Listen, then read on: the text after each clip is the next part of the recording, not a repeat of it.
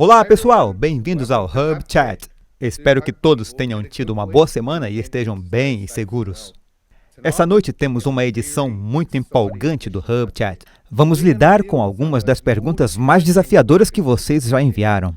Portanto, se você ainda não o fez, agora é uma boa hora para pressionar o botão de assinatura do lado inferior direito da sua tela. E certifique-se de compartilhar esse link com sua família e amigos, porque eles não podem perder isso. E juntando-se a mim no painel hoje do Hub Chat, o pastor da Nova Zelândia, pastor Clifton. Bem-vindo ao Hub Chat, Clifton. Olá, como vai? Bem, obrigado.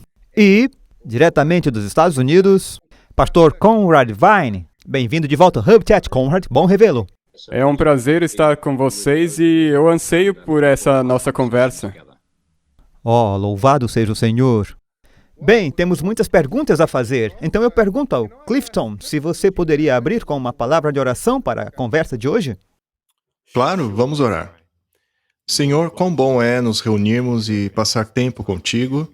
Pedimos que o Senhor nos abençoe conforme estudamos a Tua Palavra e refletimos sobre o que está acontecendo no mundo hoje. Conduza as nossas mentes e que o Senhor possa falar a cada um que está nos assistindo. Em nome de Jesus, amém. Amém. Eu queria iniciar a discussão essa noite porque muitos telespectadores gostam demais de ouvir qual é a opinião de vocês sobre o que está acontecendo no mundo agora. Dr. Conrad, a primeira pergunta que chega é apenas uma pergunta padrão, mas diz quais coisas se destacam atualmente no cenário global e a que possíveis impactos devemos estar atentos. Eu gostaria de começar com essa pergunta. Bem, essa é uma pergunta muito boa e acho que primeiro de tudo eu gostaria de dizer que o mundo está mudando muito rápido. E a experiência dessa pandemia ensinou aos líderes ao redor do mundo que eles podem fazer pressão para obter mais controle sobre cidadãos de democracias, mais do que nunca antes. Então, em termos de eventos específicos, o conflito na Ucrânia tem implicações muito significativas para o resto do mundo. A Ucrânia, juntamente com a Rússia, exporta uma percentagem muito significativa da quantidade de trigo do mundo. 70% da produção de óleo vegetal do mundo inteiro vem da Ucrânia. Então, se a Ucrânia esse ano não puder realizar a sua colheita e exportar os seus alimentos via navios a partir do Mar Negro, nós veremos um significante aumento de preços em comidas no mundo inteiro. E isso vai causar uma instabilidade alimentar em partes pobres do mundo e uma inflação muito significativa nas partes do mundo onde as pessoas ainda têm condições de comprar alimentos. Nós também vemos que a Rússia fornece uma percentagem muito grande do suprimento mundial de nitrato de amônio e de potássio, que são essenciais para os fertilizantes. Aqui nos Estados Unidos, os fertilizantes ficaram 4 vezes mais caros. Os fazendeiros estão pagando por isso agora, mas depois da colheita, os clientes vão pagar por isso. Então nós veremos uma inflação nos preços dos alimentos muito grande no mundo inteiro. E isso sempre leva a instabilidade política e tumultos em diferentes países. Então nós veremos instabilidade política e civil por causa disso. Nós também vimos que o Fórum Econômico Mundial se encontrou em Davos, na Suíça, e é bem interessante ouvir o que eles falam, e eles têm falado da transição para as moedas digitais. Hoje, mais tarde, nós vamos falar um pouco disso, então não vou falar disso agora. Mas o que nós estamos vendo agora também é o que é conhecido como a Quarta Revolução Industrial. A primeira Revolução Industrial foi uma revolução mecânica na Grã-Bretanha, de 1760 a 1820, A principal invenção na época foi o motor a vapor e o tear mecânico. E a segunda revolução industrial foi no final do século XIX e começo do século XX, que foi a invenção da linha de produção e a eletricidade. Um exemplo clássico disso foi a empresa de Henry Ford. E a terceira revolução industrial foi dos anos 60 até o começo dos anos 2000, que foi o advento dos computadores, transistores e chips eletrônicos. Mas o que nós estamos vendo agora é a chamada Quarta Revolução Industrial. A Quarta Revolução Industrial tem algumas tecnologias centrais que estão afetando a todos nós de maneira muito profunda. Coisas como veículos autônomos, impressões 3D, robótica avançada e não só isso, mas robótica numa escala nanotecnológica. Dispositivos mecânicos quase que inteligentes que não podem ser vistos a olho nu. Novos materiais como grafeno ou PHT, que é um tipo de polímero. Nós temos visto a interconectividade dos sistemas de computação como nunca antes. A chegada do blockchain, que proporcionou a descentralização dos sistemas financeiros e, no final das contas, vai levar à criação das moedas digitais dos bancos centrais. Agora tem edição genética com tecnologias como a CRISPR, que é um método para editar genes e terapia genética. E nós também temos visto um crescimento exponencial na capacidade das inteligências artificiais. Essas tecnologias e essas tendências estão interconectadas. E um exemplo disso é o que é conhecido como transhumanismo. Algumas pessoas chamam isso de ser humano 2.0. A ideia por detrás do transhumanismo é que o ser humano ainda tem um bom caminho para evoluir como uma espécie. E que a melhor maneira para a humanidade evoluir é se mesclar com a inteligência artificial. Fundir a biologia humana com tecnologia, para que nós possamos evoluir ao próximo nível da evolução humana. Então isso é uma coisa muito proposital que tem acontecido no mundo hoje. Existem livros sobre isso, conferências sobre isso, e o maior defensor disso é talvez o Elon Musk. Em 2016, ele criou uma empresa com sede em São Francisco, chamada de Neuralink. E ele está procurando tratar doenças cerebrais e deficiências graves, tais como cegueira, surdez. Isso a curto prazo, mas a longo prazo ele quer atingir uma simbiose entre o nosso cérebro e os computadores. Então o que ele tem tentado fazer no momento é desenvolver uma rede que você pode colocar no cérebro. E essa rede é feita de fibras tão pequenas que não podem ser vistas a olho nu. E cada uma dessas fibras é conectada a uma sinapse do seu cérebro. Então essa rede, na verdade, ela lê a eletrônica, os impulsos elétricos do seu cérebro. E assim como no implante coclear, que decodifica sons e codifica isso em sinais eletrônicos para o seu cérebro, então essa rede da Neuralink significaria que se você, por exemplo, perdeu um braço, você tem um braço mecânico, você então vai poder controlar essa prótese através da eletrônica, usando a sua mente. Se você pensar, eu quero levantar esse copo, esses pensamentos vão ser interpretados por essa rede no seu cérebro, isso estará conectado à internet e um sinal será enviado para o seu braço biônico para pegar o copo. Então é nisso que o Elon Musk tem trabalhado atualmente, mas o objetivo final é mesclar a humanidade com a inteligência artificial, para que nós supostamente evoluamos para um estado avançado de consciência. Agora, quando você se casa, com quem que você está casando? Os nossos corpos vão envelhecendo e diminuindo. Você pode perder um braço e colocar uma prótese, pode ter cicatrizes, fazer algumas cirurgias e etc. Então, quando você se casa, você não necessariamente se casa com o corpo, mas sim com a pessoa inteira, a parte mais importante sendo a mente da pessoa. Mas com o transhumanismo, existe a discussão sobre a possibilidade de downloadar os pensamentos, baixar as memórias, os sentimentos, a educação de alguém.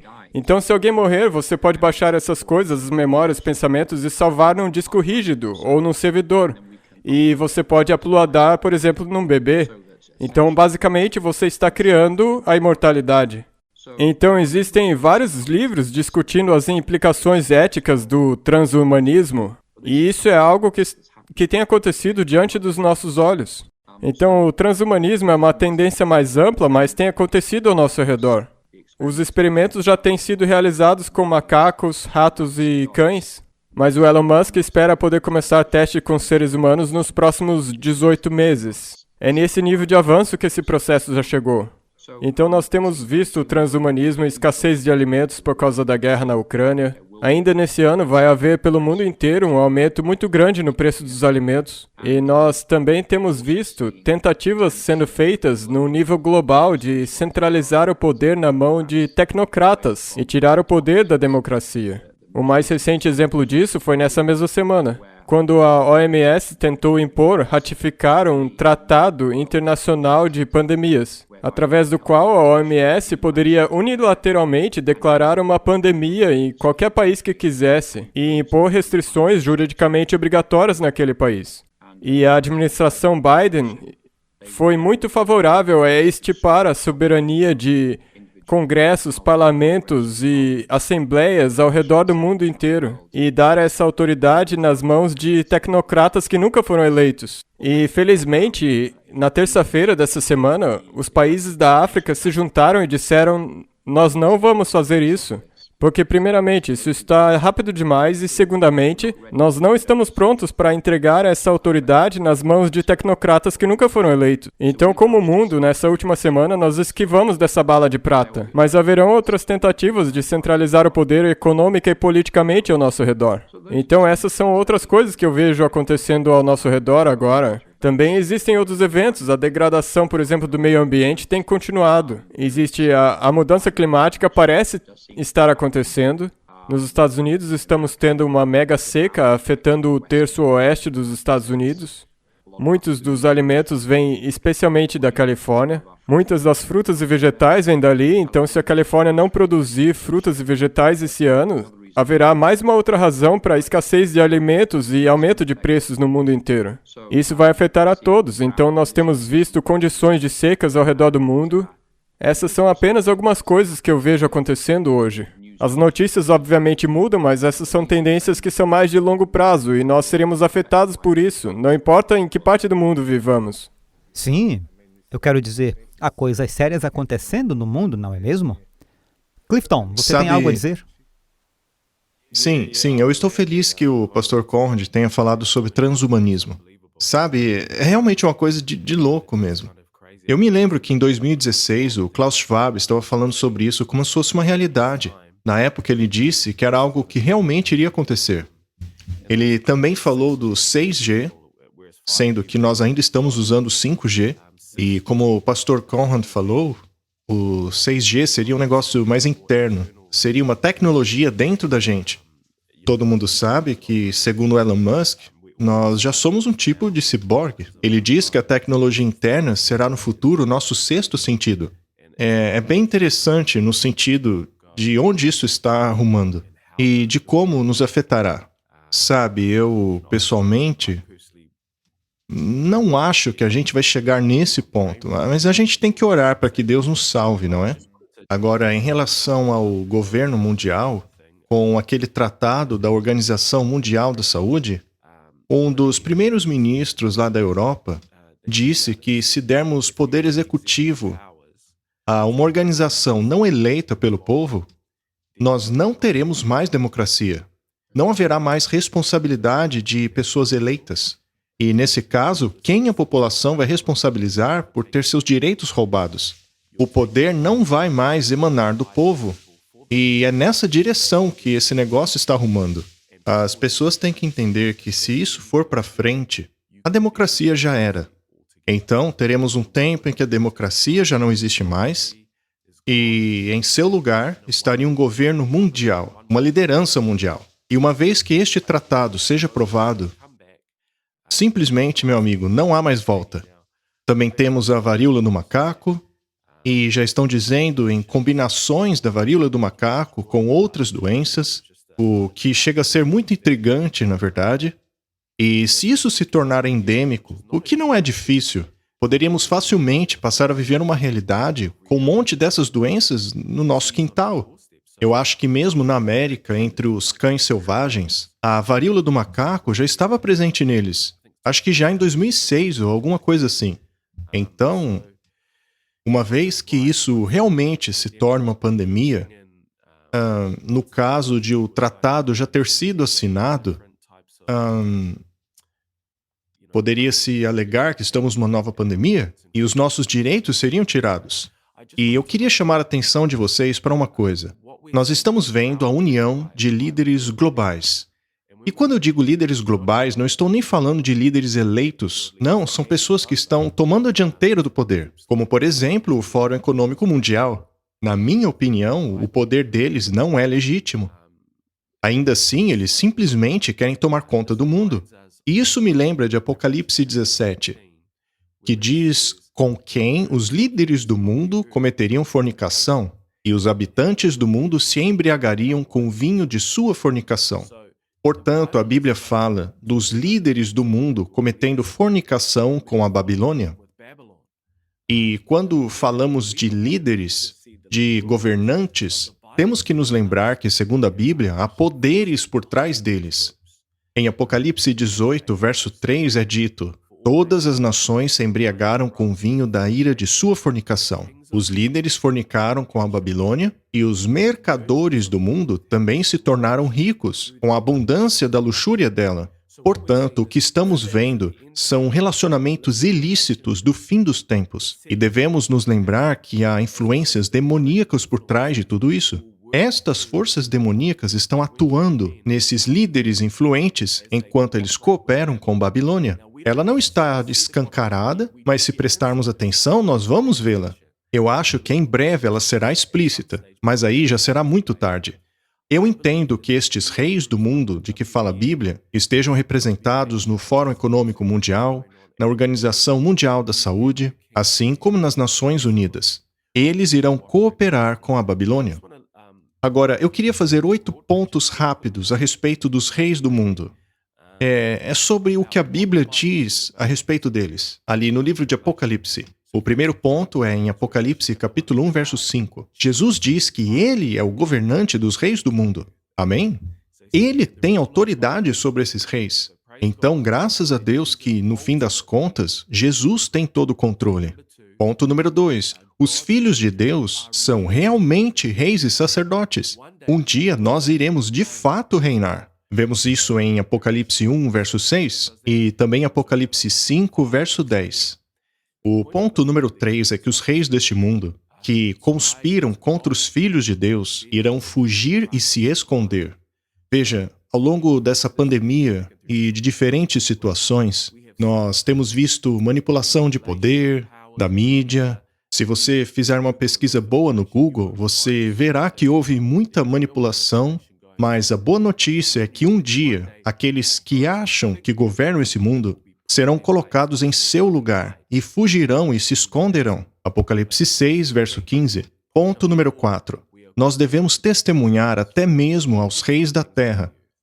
Em Apocalipse 10, versículo 11, onde nos é dito para profetizar mais uma vez, não é apenas para as nações e tribos, mas também a reis, devemos proclamar o evangelho e a verdade da palavra de Deus a todos. Ponto número 5.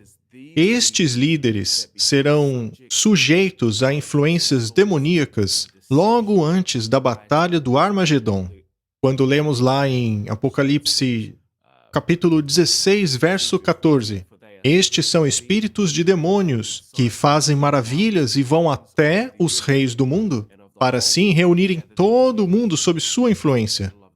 Também temos o ponto 6. Eles receberão autoridade por pouco tempo. Isso é interessante, pois Apocalipse 17, verso 12, diz que haverá um grupo de líderes que receberá autoridade por pouco tempo. Ponto número 7. Estes líderes serão comandados pela grande cidade. Ou seja, o que isso quer dizer é que estes reis serão controlados por Babilônia. E, finalmente, estes reis lamentarão, pois a carne deles será consumida. Isso porque eles decidiram não se arrepender no final. Escolheram unirem-se a Satanás para lutar contra a cidade santa no final. Capítulo 19, versículo 18. Eu fiz um resumo aqui, mas vocês podem ler com calma em casa. Mas o ponto é que nós devemos ter fé, porque por mais que as coisas tornem-se difíceis, por mais que nós tenhamos um corpo de pessoas não eleitas governando o mundo, ainda que cheguemos no ponto de um governo mundial, nós temos certeza que este governo do mal não vai durar para sempre. Deus está no controle.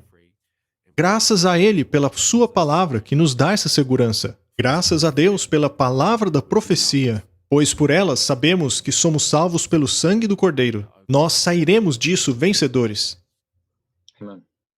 Amém, amém. Sim, é reconfortante saber que na Bíblia nos diz que essas coisas vão acontecer. Pode até não ser específico, mas a Bíblia nos diz que essas coisas vão acontecer no final dos tempos, então precisamos estar preparados, precisamos estar conscientes. Mas vamos em frente. Temos outra pergunta muito interessante que vem na mesma linha, está nessa mesma linha, fala sobre o que está acontecendo na China agora. E eu acho que esse telespectador é contra tudo isso que... Uau! Nós podemos ver o que está acontecendo na China com os lockdowns e a política de Covid-0. E ele nos pergunta se o que está acontecendo lá e o sistema de crédito social que a China está usando Poderia isso ser implementado por outros governos? Isso vai vir para o mundo ocidental? Há alguma chance de que isso possa acontecer? A resposta para isso já está aqui. A China tem um sistema de créditos sociais. E sabe, se você não assistir filmes patriotas o suficiente, não deixar o seu joinha no discurso de líderes do Partido Comunista e tudo mais, você pode não conseguir tirar um passaporte, seus filhos podem não conseguir sair do país, você pode não conseguir um emprego no governo. Então, no grande reset que o Klaus Schwab tem promovido com o Fórum Econômico Mundial, está havendo um deslocamento do capitalismo de shareholder para o capitalismo de stakeholder. No capitalismo de shareholder é quando, por exemplo, os membros do conselho da mesa da Ford têm que legalmente maximizar o retorno financeiro para os investidores, através dos dividendos. Essa é a tarefa deles. Isso é o capitalismo de shareholder, mas no capitalismo de stakeholder, a comissão tem que maximizar os ganhos para todo mundo que toma parte na atividade dessa organização, e não só para os acionistas. Então, o que atualmente nós temos visto no Ocidente é a chegada do índice de ESG, ou seja, o índice ambiental, social e governamental, que na verdade se tornou um sistema de créditos sociais para as empresas do Ocidente. Então, esse índice ESG gera algumas empresas favoritas que são lacradoras e também gera com que algumas empresas caiam em desgraça, não sejam favoritas. Então, por exemplo, hoje é 2 de julho de 2022, estamos no começo de junho, o que alguns chamam de mês do orgulho, o mês da celebração da comunidade LGBTQ++. Agora, as empresas que são lacradoras e querem sinalizar a sua bondade social estão colocando a bandeira do arco-íris no seu perfil do Facebook, Twitter e em outras mídias sociais. Então esse é um exemplo das empresas reverenciando esse índice ambiental, social e governamental. Então, em efeito, isso é de fato um sistema de créditos sociais para corporações. E dentro desse grande reset, nós temos visto que nos últimos 3, 4 anos, dezenas e milhares de pequenos e médios negócios foram à bancarrota. E o que sobrou foi algumas poucas e grandes corporações globais que controlam porções gigantescas da economia mundial. E dentro desse reset global, essas são empresas lacradoras, como por exemplo a Coca-Cola, a Toyota ou a Ford. E elas agora agem então como agentes do Estado. É isso que o grande reset significa. Então o Estado agora é ampliado através de enormes ativos corporativos e poder sobre as pessoas, os empregados. E o que acontece com isso é que você pode mudar o governo nas urnas, como por exemplo aconteceu na Austrália e talvez vai acontecer na Nova Zelândia também. Então quando você muda o governo, você pode mudar pelas urnas, mas você não muda as corporações. E as corporações não respondem aos eleitores no nível nacional. Então, quando você tem interesses corporativos agindo como agentes do Estado, que é a definição clássica de totalitarismo como definida por Mussolini, e isso faz parte do grande reset, e essas corporações dominantes estão promovendo esse índice ESG, Índice Ambiental, Social e Governamental, de fato, nós teremos instaurado no Ocidente um sistema de créditos sociais. Ele é informal, mas tem um impacto profundo na vida dos cidadãos. Então, por exemplo, se você trabalha na Nova Zelândia, Austrália, os Estados Unidos para o governo local, digamos que você trabalha no gabinete do prefeito e você posta hoje numa mídia social que você acredita que o casamento é entre um homem e uma mulher. Você provavelmente vai ser despedido. Isso faz parte do sistema de créditos sociais que foi implementado por corporações lacradoras, que estão aderindo a esse índice ESG, que é promovido pelo Fórum Econômico Mundial. Então nós já temos na maior parte do Ocidente um sistema de créditos sociais. Talvez nós não estejamos cientes disso, mas é isso que é.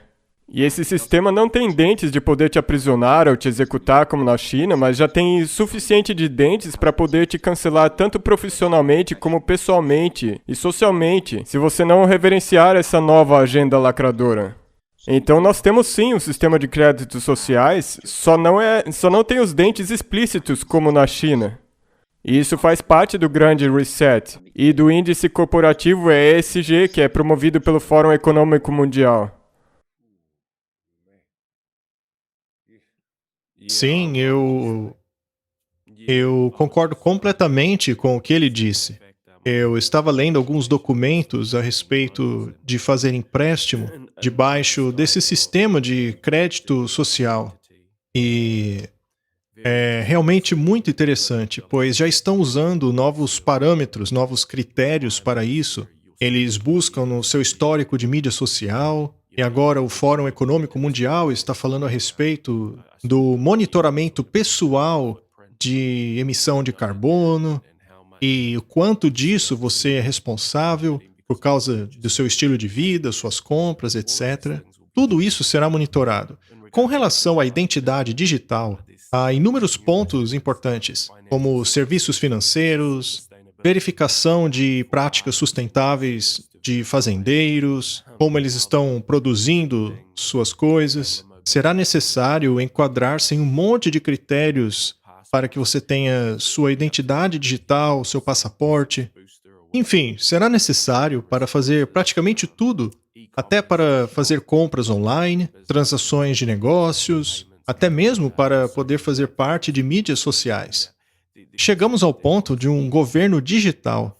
E nesse tipo de governo, os cidadãos também são digitais. Tudo passa pelo digital hoje. Receber benefícios do governo, pagar taxas, até mesmo o voto do cidadão corre perigo com esse tipo de coisa. E isso é muito preocupante. Também envolve comunicação, planos de saúde, tudo, tudo.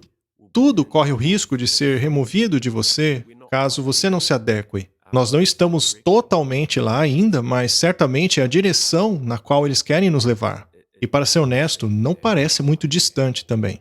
Então eu concordo com o Conrad quando ele diz que, de certa maneira, já está aí, e certamente é a direção para onde estamos indo. Uau! E o que está ligado a isso é essa digitalização do dinheiro, não é? É esse o fator-chave? E tivemos uma pergunta sobre isso, e a pergunta é: que tipo de impacto isso também terá sobre a igreja e os membros da igreja? Nós estamos falando de controle final sobre as coisas aqui. O dinheiro digital terá um impacto sobre o que fazemos com o nosso dinheiro na igreja. O que vocês pensam sobre isso? Bem, eu acho que isso é diretamente relacionado ao Grande Reset e à Quarta Revolução Industrial. E só para dar um pouco de contexto aqui, nós vamos usar as moedas fiduciárias, como o dólar americano ou o ien japonês, a libra esterlina, o dólar australiano, por exemplo. E essas moedas fiduciárias são insustentáveis. Todas essas moedas estão perdendo seu valor por causa de gastos absurdos do governo. E isso não tem acontecido ao acaso, porque por causa dessa desvalorização das moedas fiduciárias, nós estamos vendo uma valorização das criptomoedas. E as criptomoedas são uma resposta do setor privado à desvalorização das nossas moedas fiduciárias. Então as criptomoedas operam de maneira DeFi ao invés da maneira CeFi. CeFi significa finanças centralizadas. Se eu quiser enviar dinheiro para você na Austrália ou Nova Zelândia, eu tenho que ir para o banco e instruir que enviem dinheiro para o seu banco, mas eu preciso da autorização do banco para isso. Mas com as finanças descentralizadas, eu posso te enviar Bitcoin pelo blockchain sem pedir permissão a ninguém para fazer isso. E as criptomoedas, por exemplo, são deflacionárias. Por exemplo, no Bitcoin pode existir no máximo 21 milhões de Bitcoins. Ninguém tem como criar mais que isso, inclusive políticos. E uma vez que existam 20 milhões de Bitcoins, atualmente existem 19 milhões e 800, não vai ter mais que isso. O que significa que se você tiver uma oferta infinitamente inelástica, se torna como o ouro digital. Agora, em resposta às criptomoedas e à desvalorização das moedas fiduciárias, os governos atualmente estão explorando o que eles chamam de CBDCs, moedas digitais emitidas pelo Banco Central. Os chineses já fizeram uma versão digital da moeda deles, e o Biden já emitiu uma ordem executiva há uns 3 meses atrás, mandando o Departamento do Tesouro a começar o desenvolvimento de um dólar digital. Na Grã-Bretanha, o Banco da Inglaterra está ativamente envolvido na criação do que eles chamam de Bitcoin. E, como você estava dizendo alguns minutos atrás, isso leva a um controle imenso do governo sobre as decisões de gastos que eu e você fazemos. Então, por exemplo, Tom Mutton, que é o diretor de tecnologia financeira do Banco da Inglaterra, falou numa conferência no começo desse ano, e o que ele disse foi, eu estou dizendo aqui com as minhas palavras, e ele disse que poderia haver alguns benefícios sociais de usar essas CBDCs. Por exemplo, nós podemos impedir atividades que sejam socialmente nocivas. Então, o que ele está dizendo aqui é que com essas CBDCs programáveis, o governo poderia programar de tal maneira que você poderia comprar maçãs, mas não bíblias, por exemplo. Eles poderiam fazer isso em teoria. O governo pode determinar o que é socialmente aceitável e você só poderá gastar os seus meios financeiros naquilo que o governo atual considera como sendo socialmente aceitável. Nós vimos recentemente no Canadá um exemplo dessa mentalidade tirânica com o comboio dos caminhoneiros. O primeiro-ministro disse que as opiniões dos caminhoneiros eram inaceitáveis, mas numa democracia liberal, nenhuma opinião deveria ser inaceitável. Talvez ela não seja popular ou correta, mas numa democracia liberal você deveria poder ter a opinião que quisesse. E porque ele considerou que a opinião dos caminhoneiros era inaceitável, os bancos foram pressionados e eles fizeram isso voluntariamente e congelaram as contas de todos os caminhoneiros e também de todas as pessoas que doaram dinheiro para a vaquinha digital desse protesto. Então o que nós vimos aqui foi uma política nacional onde o governo poderia pressionar os bancos para congelar digitalmente todos os recursos financeiros digitais das pessoas que estavam protestando. Então, com a chegada das moedas digitais do Banco Central, nós veremos que os bancos centrais e governos terão conhecimento absoluto de toda a transação que nós fizemos, nada estará escondido deles e eles poderão determinar no que você pode gastar dinheiro e no que você não pode. Houve uma cúpula econômica mundial que aconteceu em Dubai em 20 de março desse ano, por volta de 6 semanas atrás. E isso não saiu muito na mídia, mas eles tiveram por volta de 4.000 participantes, incluindo banqueiros de bancos centrais, políticos e tecnocratas do mundo inteiro. E uma das principais palestrantes foi uma ex-conselheira do George W. Bush, a doutora Malmgren. E essa doutora disse que o que sustenta a nova ordem mundial é o sistema financeiro. E nós agora, em 2022, estamos na iminência de uma mudança dramática, na qual abandonaremos o sistema monetário tradicional e introduziremos um novo sistema digital, o que significa que o governo tem um registro perfeito de cada uma das transações. E o Dr. Malmgren reconhece que isso deslocaria dramaticamente o poder dos cidadãos para os governos. Significa que para você ter acesso a essas moedas digitais, você vai precisar ter a sua identidade digital, como você mencionou alguns minutos atrás, pastor. O seu acesso e utilização dessas moedas digitais, que só estão de 3 a 4 anos no futuro, elas vão acontecer no futuro próximo, o acesso e utilização delas vai ser dependente da sua pontuação de créditos sociais, do que você acredita, em quem você vota, o que você posta nas mídias sociais, os memes que você posta na internet. Então, o que nós vemos é que a Bíblia nos fala em Apocalipse capítulo 13, que pouco antes de Jesus voltar, vai ter uma crise final de consciência.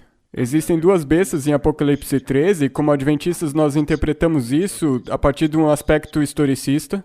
A primeira besta como sendo o papado, que é uma força espiritual global, e a segunda besta como sendo os Estados Unidos da América, uma força militar global. E nós vemos em Apocalipse capítulo 13 que os Estados Unidos, eles imporão a falsa adoração do papado.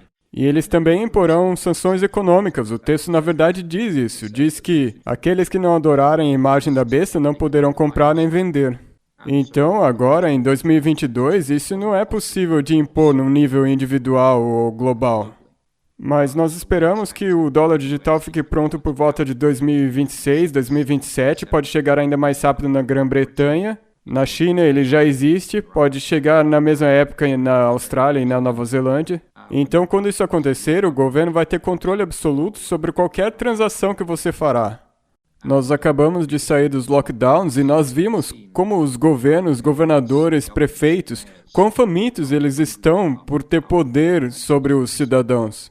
Então, quando a Bíblia fala desses decretos globais de comprar ou não comprar, e que aqueles que não puderem comprar são aqueles que adoram a Deus de acordo com a sua consciência, eu gostaria de encorajar a todos nós, começando por mim mesmo, que nós precisamos aprender a ouvir a nossa consciência, a ouvir o toque do Espírito Santo. Nós precisamos escolher todos os dias a ouvir a consciência que Deus nos deu, para que quando a crise final chegue, nós possamos seguir nossa consciência. O nosso caráter será então revelado como um caráter sensível à voz do Espírito Santo. Então, como vocês sabem, no livro de Apocalipse diz que quando Jesus voltar, todos os reinos do mundo serão destruídos. Nós já sabemos o fim da história, sabemos que Jesus disse: aquele que perseverar até o fim será salvo. Então, com essas moedas digitais, nós veremos um potencial para um controle tirânico e global numa escala que nós nunca antes vimos na história dessa Terra. E isso vai ser nos próximos 3 a 5 anos. Então, sim, nós deveríamos nos preocupar com isso. E como nós responderíamos a isso, eu gostaria de encorajar a todos que nos ouvem: faça agora o que você puder pelo reino de Deus. Use agora o dinheiro que você tem pelo reino de Deus enquanto você tem a liberdade de compartilhar a verdade. Compre livros, talvez você seja excluído das redes sociais, mas tem ótimos livros sobre a vida de Jesus, como O Desejado de Todas as Nações ou O Maior Discurso de Cristo. Ou um livro sobre as parábolas de Jesus chamado de Christ's Object Lessons. Esses são os melhores livros que você poderia ler. Compre livros, distribua, porque enquanto você tem a liberdade para usar o dinheiro do jeito que quiser, use, porque em 3 a 5 anos nós vamos perder nossa liberdade num nível global. Nós estamos vivendo numa época muito séria, então enquanto o sol ainda brilha, vamos trabalhar por Deus. Amém? Sabe, Pastor Conrad, essa sua análise foi realmente muito poderosa. Ao lermos lá em Apocalipse 13, vemos a menção desse sistema de proibição de venda e de compra. Talvez você não saiba, Pastor Conrad, mas na Nova Zelândia está havendo quase que uma perseguição a organizações de caridade. Para você ter uma ideia da situação, hoje em dia nós temos que justificar por que somos uma instituição de caridade. Por que nós achamos que somos isso? Temos que provar o nosso impacto na sociedade. Então, isso que você disse não está longe. Então, no futuro próximo, se eles simplesmente não forem com a sua cara, você não poderá gastar o seu dinheiro digital. Se a nossa teologia, por acaso, entrar em desacordo com o senso comum da sociedade, se a nossa ideologia não é compatível com o da maioria, simplesmente não poderemos mais receber doações. Não teremos mais acesso a nenhum dinheiro digital. Então, é certo que esse tipo de sistema já está começando a ser implementado. E a igreja sofrerá muito com esse tipo de sistema. Então, eu concordo completamente com você. Precisamos agir hoje, fazer o que temos à mão hoje para levar o evangelho às pessoas. Não há tempo a perder. Amém. Ok, pessoal. Falamos muito sobre o que tem acontecido no mundo e o que temos visto. Bem, eu quero fazer um pequeno desvio agora, porque tivemos uma pergunta muito interessante, o que na verdade é uma pergunta muito poderosa, e eu sei que você tem estado envolvido com muito desse ministério, Dr. Conrad, e isto é sobre a libertação. E uma pessoa enviou a pergunta: a possessão demoníaca realmente existe no mundo de hoje? E qual é a abordagem bíblica para isso? Uma pequena mudança, mas uma pergunta muito poderosa, não é? E não se fala muito sobre esse ministério de libertação. Essa é uma ótima pergunta, e a resposta resumida é que quando Satanás foi expulso do céu, de acordo com Apocalipse 12, ele levou 1/3 dos anjos. Esses anjos caídos são chamados de demônios, e eles apareceram várias vezes no Novo Testamento, especialmente nos Evangelhos. E quando Jesus venceu Satanás no deserto, em Mateus 4, Satanás saiu como um inimigo derrotado. E daquele momento em diante, Jesus disse em Marcos capítulo 3 que ninguém pode entrar na casa do valente para roubar os bens sem primeiro amarrá-lo. E com isso ele quis dizer: eu derrotei Satanás no deserto e agora eu posso ir e libertar os reféns que ele fez. Então eu me envolvo em vários ministérios de livramento, e isso é uma coisa muito real. Isso afeta tanto cristãos como hindus, budistas, muçulmanos e pessoas seculares. Então nós produzimos no nosso ministério, a Adventist Frontier Missions, um manual em 2018 que todo mundo pode baixar de graça. Ele pode ser baixado do site setfreeinchrist.org, escrito tudo junto, setfreeinchrist.org. Nós proporcionamos uma base bíblica para o livramento e a realidade dos demônios e como nós reagimos à realidade da possessão demoníaca. Essas atividades demoníacas, eu vou falar bem resumidamente, elas ocorrem em 3 níveis básicos. Existe a perseguição básica. Irou-se o dragão contra a mulher e foi pelejar contra os restantes da sua descendência, Apocalipse 12:17. Isso é quando, por exemplo, você está indo para pregar em um lugar e o pneu fura. Satanás fica colocando problemas no seu caminho, e quando você reconhece isso, a resposta não é simplesmente consertar o seu pneu furado. Mas você deveria orar antes de sair para que Deus te proteja durante o trajeto e Satanás não possa interferir. Todos nós somos perseguidos por Satanás, não importa se você é cristão ou secular. O outro modo é a opressão. A opressão geralmente acontece por causa de um pecado acariciado ou também por algum espírito familiar herdado. Isso abre a porta para que Satanás tenha controle sobre certas partes da sua vida. Isso geralmente é associado aos apetites, ou seja, vício de drogas, vício de opioides, álcool, vício em pornografia.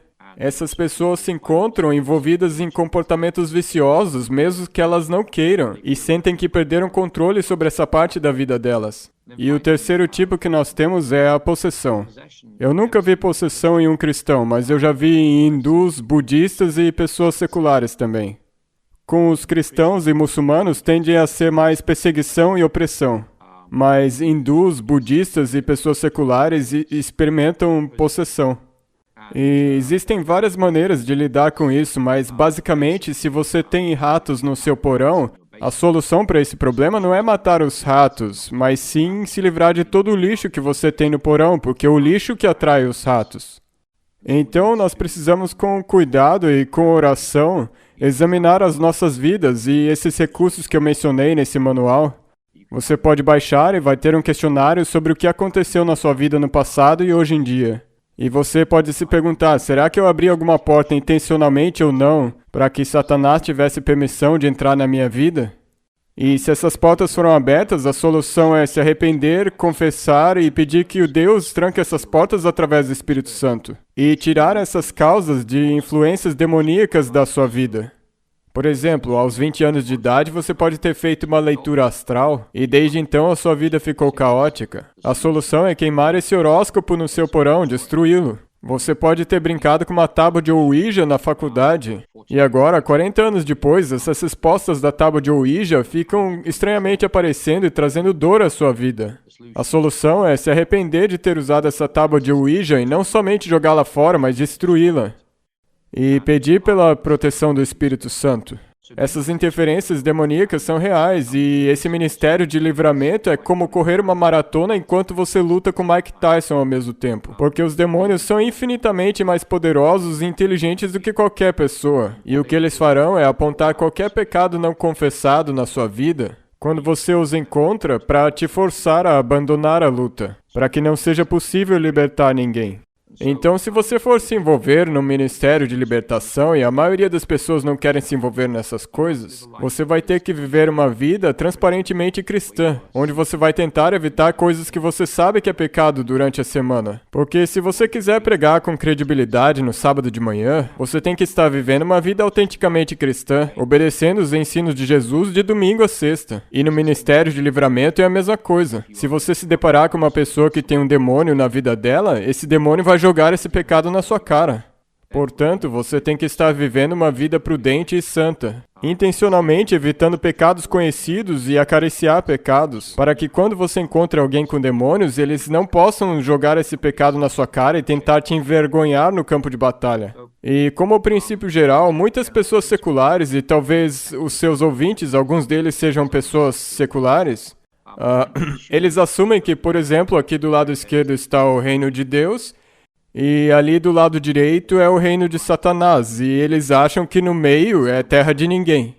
É assim que são seculares, viver no mundo secular, levar uma vida secular, sem se preocupar com Deus e suas exigências, a lei moral, ou sem se preocupar com Satanás me atacando. Então, quando eles vêm e dizem, vocês podem me ajudar a se livrar dos ataques de Satanás? A resposta é, se você quiser que ele seja o seu salvador, ele também tem que ser o seu salvador. Você não pode simplesmente pedir que ele te salve sem aceitar o senhorio dele na sua vida. Não existe uma área neutra. Ou você está sob a influência de Satanás, ou você está no reino de Deus. E se você não estiver intencionalmente no reino de Deus, quer você queira ou não, você está vivendo no principado de Satanás. E ele vai causar destruição e sofrimento na sua vida, porque é isso que ele faz. Então, se você quiser ser liberto de Satanás, você não pode simplesmente dizer, Senhor, me salve. Você também vai ter que dizer, Senhor, eu vou ser teu discípulo e te aceitarei como meu Senhor e Salvador. E Jesus falou disso em Mateus 12:43. Ele diz que quando o espírito imundo sai do homem, anda por lugares áridos procurando repouso. E quando ele não encontra, ele volta e encontra essa casa de onde ele foi expulso, vazia e varrida.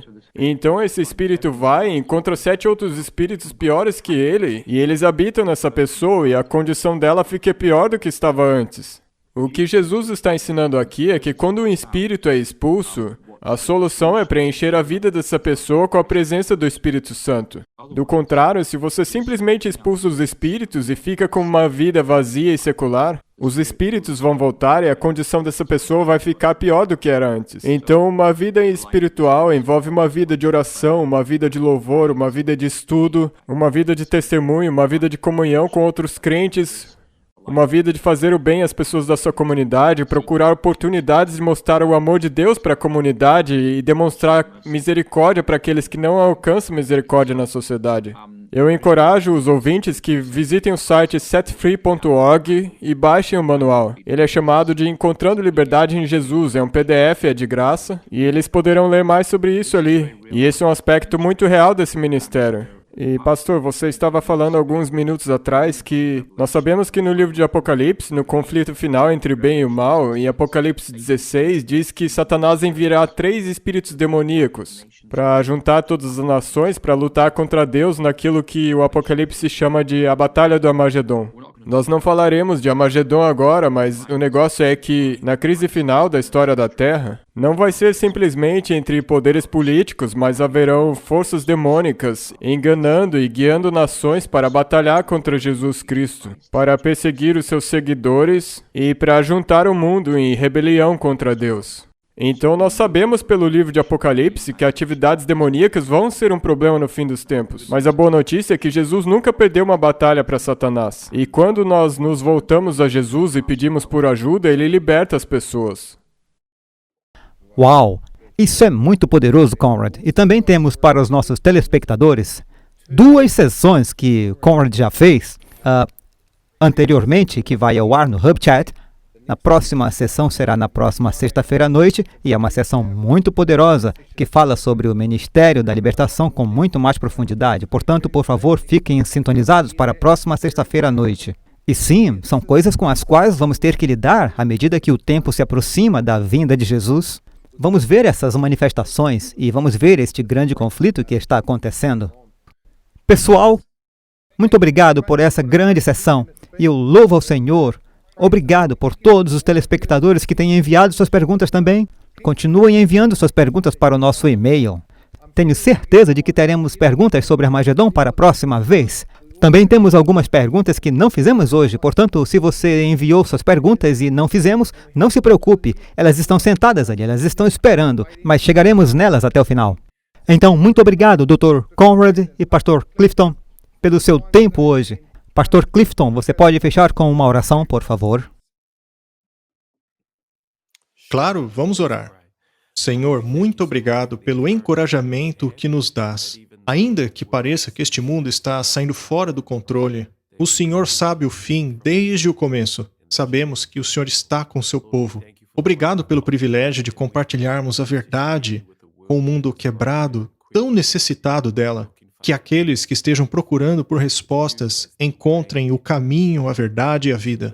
Nos abençoe, abençoe todos os ouvintes e que eles tenham a certeza de que Tu és o Salvador de todos os tipos de problemas. Nosso desejo é estarmos contigo, Pai, para sempre, o mais rápido possível. Em nome de Jesus, amém. Amém.